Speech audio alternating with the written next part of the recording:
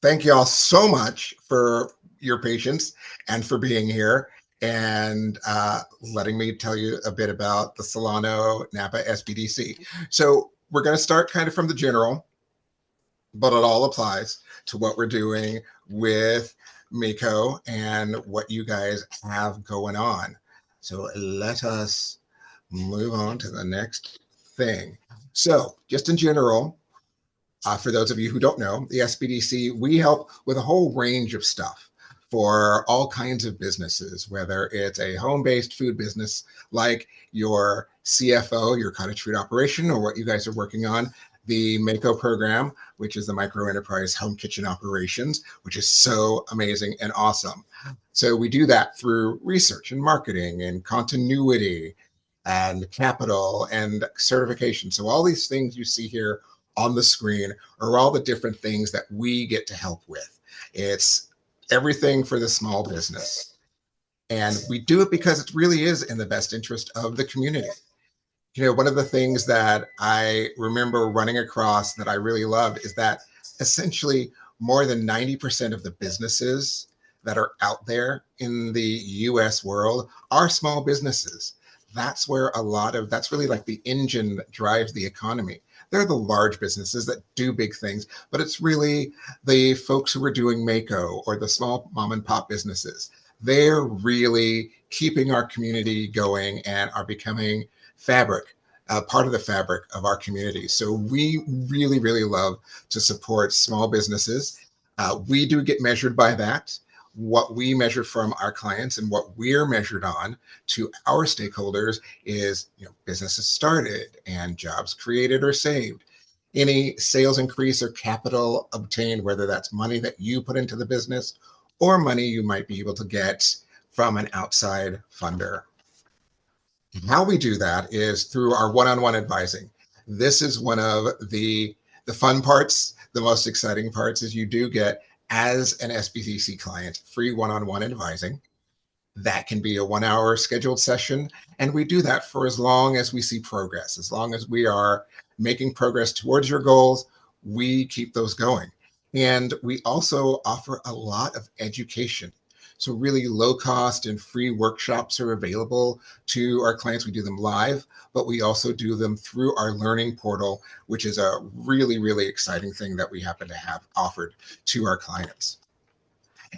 One of the things I love about Solano-Napa SBDC, your SBDC, is they offer not only the basic things that all of our SBDCs do, but we also offer some additional things. So like with the expert business advising, if you or when you become SBDC clients, then you'll have access to specific folks who know about MEHKO programs, who know about food businesses, and can help you with those questions of getting the business off the ground, running it, and making it something long-term, or even growing if you want to make a move beyond that. We have a lot of training and education programs, but in the Solano SBDC, we also have things like the Business Round Group. And that is for folks who are in business to come together and utilize your community. Have other folks that you're working with. I really love the phrase, and I believe in it, community, not competition. And as you've worked together with the folks who are around you, or you take a glance at the folks on either your left or right, this is your community.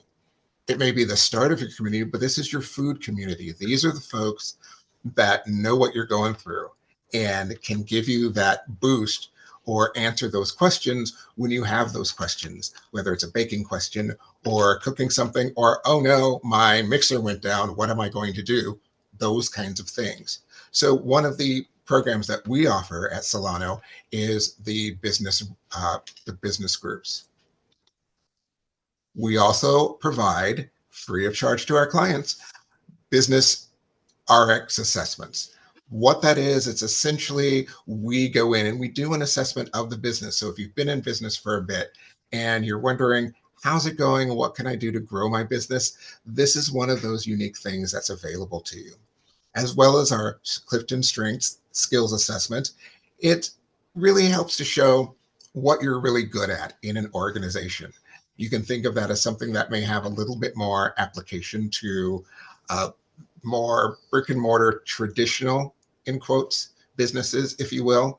But it's a pretty nifty assessment. I'm scheduled to go through one right after the first of the year, so I can't wait to see how that's going to turn out. Also, there is currently a Solano Biz Grow loan program. It's for existing businesses. You will have had to be in business for a couple years, but one of the great things about working with Solano and with the county, they often have additional programs that can help out small businesses as they're growing or as they're getting started. This right here is near and dear to my heart. This is the area that, as a MEHKO individual, as you're starting or running your business, this is your area. Food and restaurant. We have on our website, which is down at the bottom of this slide, a whole raft of resources for you that you can use. So whether you're MEHKO, CFO, food truck, or larger, we've put this together so you have kind of a one-stop shop. And it also gives you the opportunity to sign up as a client specifically for food and restaurant advising. So you've got, all told, there's a team of 3 of us that work for the county, or rather work for the SBDC and cover Solano County, but specifically myself and Monty, who some of you may have encountered. He is my partner in crime, and we both are committed to not only the program that you're in, but also helping Solano County small businesses really get going and provide you with the tools and the information so that you can run your MEHKO and your MEHKO is not running you. So that was kind of the quick bullet train version. Here's my name, Shawn, at the top. Monty is number 2. If you haven't had a chance to, I encourage you to sign up as an SBDC client. It really only takes about 5 minutes to do. The sign up link is here. I'm also going to be sending over a copy of the slide deck. So all these different things like the sign up, all that information is all available to you guys.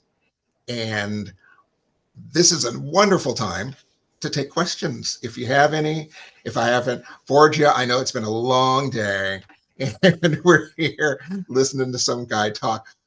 So I'm curious, what questions might you have? Just shout them out. I'm a friendly person. I have a quick question. I did read a lot about the home business thing, and there's like a limit on how much you make. Is that correct? Yes. Yeah. So Yeah. for So if you go over that, what will happen? if you go over that, to be honest, here's how I approach that. There's a couple different ways. Either you go over it, you don't say anything to anyone, or you don't go over, which sounds really straightforward. But realistically, it does give the county pause to renew your license if that's something that happens regularly. Also, the other thing that I think is really great about that is you can go ahead and put in whatever days you want to be operating. You get to run that. So it's for a full week. You can do that amount in a couple days, maybe. That on average, the thought is if you are selling, say, 5 days a week, you will get up to your weekly amount, like 30 meals or 90K, whatever the amount happens to be. But I honestly think that you'll probably stay close to that or just a little below, because you have the opportunity to say, you know, I'm really going to be open 3 days a week. You get a chance to really schedule it around your schedule and your family and your other responsibilities. So realistically, if you go over that amount, they could pull your permit. They could encourage you not to do that. In my experience, there's only been maybe a couple of MEHKOs that have done that. And the responses that they've received from environmental health has just been more of like a finger waggle.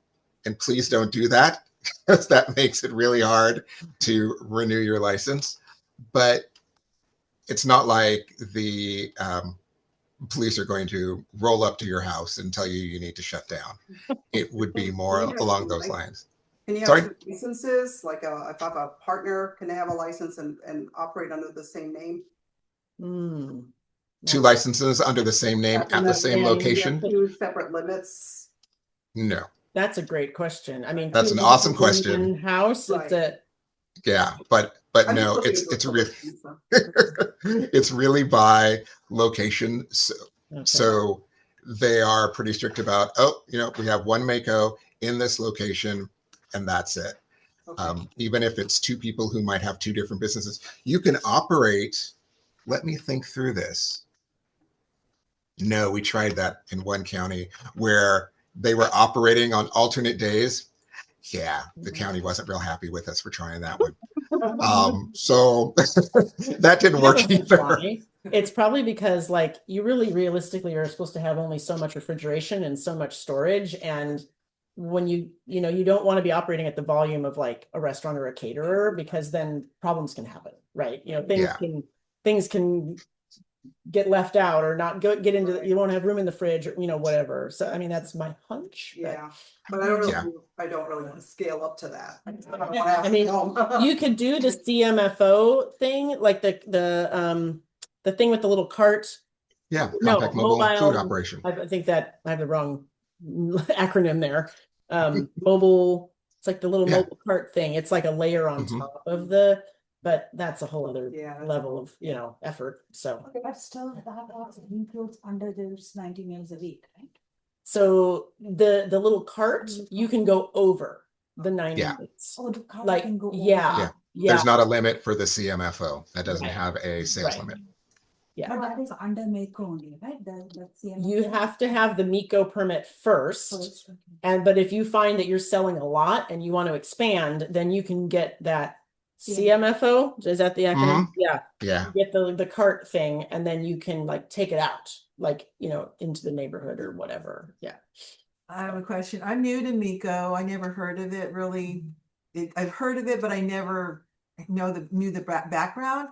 And how is this different from the cottage foods? Because cottage food, I know you can only sell so many things. Shelf stable. Cottage food is shelf stable. MEHKO is fresh food. You can make chili. You can serve chicken. You can do. That's awesome. But you can't like make yogurt, for example, in because that's like a You can't do canning. You can't can and preserve and then sell that. Okay. You need a commercial kitchen. This is like meals. Meals, cook, serve. Oh, that's awesome. Yeah. Okay. You have anything to add to that, Shawn? No, that was exactly it. It's the shelf stable. And also, for instance, if you want to do barbecue as your thing, you can do that. You can smoke meats as long as you're doing that to add flavor and you're not doing it to preserve the items. Right. So it's those kind of little things. And like you were saying, there are some things that they're still not cool with. It's like you can't make cheese and you can't make yogurt, those kinds of things. But the rest is the difference between shelf stable and not stable. I often tell my clients, think about it this way. If you drop whatever food it is that you've made and it somehow manages to get under a seat cushion, and a week later, you open that cushion and you pull out that food. Now, you may not want to eat it, but you can still eat it without getting sick. That's your cake, your baked goods, your crackers, all of those. They're non-potentially hazardous, or what they call potentially hazardous food.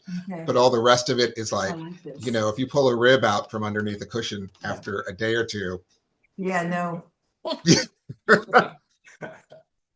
Freeze drying and dehydrating. No, that's preservation. Yeah, freeze drying and dehydrating that's food preservation. Food preservation. So that would not fall. Well, that might work under a cottage food. No, maybe not. Freeze drying. I don't. Let me look, because they were. There's looking at that, and it changes. I know.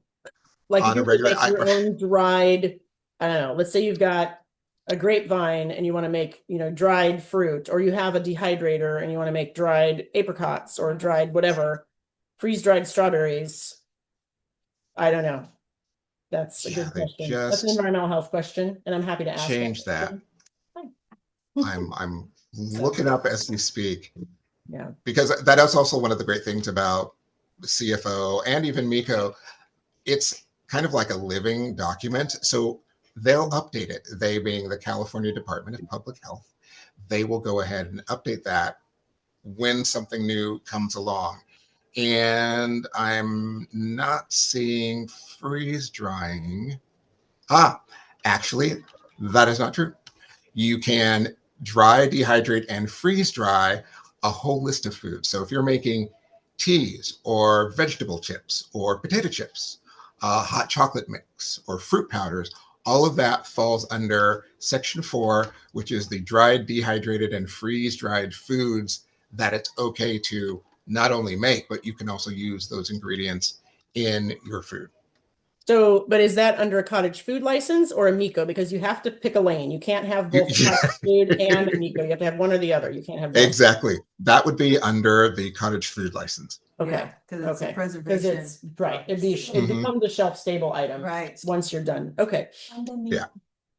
So if you're serving pickle as a side, can we do pickle as a side? So pickling, if you make like pickles, see, to me, I think that might be That's preservation, and No. you may not be able to do that. Yeah, that would be canning. And so you're not able to, even if it's quick pickles, for instance, like red onions, it's a great quick pickle, those kinds of things. It's still under the word of law of CFO. That is still not allowed. And it's also not allowed for MEHKO either. So okay. no pickling. If you purchase it that way. Yeah. Yeah, like if you purchase sauerkraut and it goes with something that you have it, that's fine, as long as you didn't make that sauerkraut itself from scratch. Okay. Can you sell at a farmer's market when you have MEHKO? No, No. No. It has to be direct to unfortunately. consumer. So you have to sell it directly to your neighbor or your whoever is ordering on the platform. Yeah. Okay. Like what? Okay, I understand. I'll talk a little bit more about that actually. Also, we cannot yeah. do a store-bought yogurt, right? No. It's not like- Right. You can't make your own. Not on, but like a store-bought yogurt, like the small. Oh, store-bought. Yes, you can use store-bought Okay. yogurt. For a in- MEHKO, in I a understand you can Right. use it, store-bought yogurt, but that's one of those weird things. In a CFO, you can't use store-bought yogurt and you can't make it. Oh, okay. MEHKO we can. MEHKO, you can. Oh, MEHKO, yes. As I understand it, MEHKO, you can totally do that. You What can about buy the store-bought, yogurt. like kimchi? Oh, I think Ooh. store-bought kimchi would be Okay. fine I because think it would you be can- okay as well. don't make the kimchi, Yeah. but you could put it as a garnish, the store-bought kimchi on top of your Got it. rice bowl Okay. or whatever it is. Yeah, Wow. your Yeah. thing.